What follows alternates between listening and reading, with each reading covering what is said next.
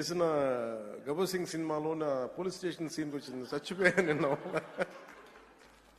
అంటే నేను ఎప్పుడు నా లైఫ్లో ఇన్ని దశాబ్దాలు, అంటే మనకు కొంచెం మన అసెంబ్లీలో ఇన్ని దశాబ్దాలుగా ముఖ్యమంత్రి గారిని, మన నారా చంద్రబాబు నాయుడు గారిని చూస్తున్నప్పుడు ఎప్పుడు ఆయన ముఖం ఇంత నవ్వుగా నేను నా జీవితంలో మనం ఎవరూ చూడలేదు.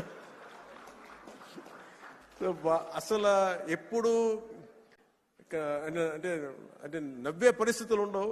ప్రత్యేకించి ఇందాక మన గౌరవ శాసనసభ్యులందరూ కల్చరల్ ప్రోగ్రామ్స్ చేస్తూ ఉంటే, ఒక నియోజకవర్గాన్ని బాధ్యత మోసే ఎమ్మెల్యేకి ఎన్ని బాధ్యతలు ఉంటే 175 నియోజకవర్గాలు, 25 పార్లమెంట్లు, ఒక రాష్ట్రం, ఇన్ని కోట్ల మంది జనం బాధ్యత మోసే వ్యక్తి నవ్వు రావడం అనేది ఉండదు. ఎప్పుడు లోపల ఎలా చేయాలి సమస్యను ఉంటుంది. అలాంటి వ్యక్తికి మీరు, అలాంటి బలమైన నాయకుడికి మీరు నవ్వు కలిగించినందుకు మనస్ఫూర్తిగా మీకు చేతులెత్తి నమస్కరిస్తున్నాం.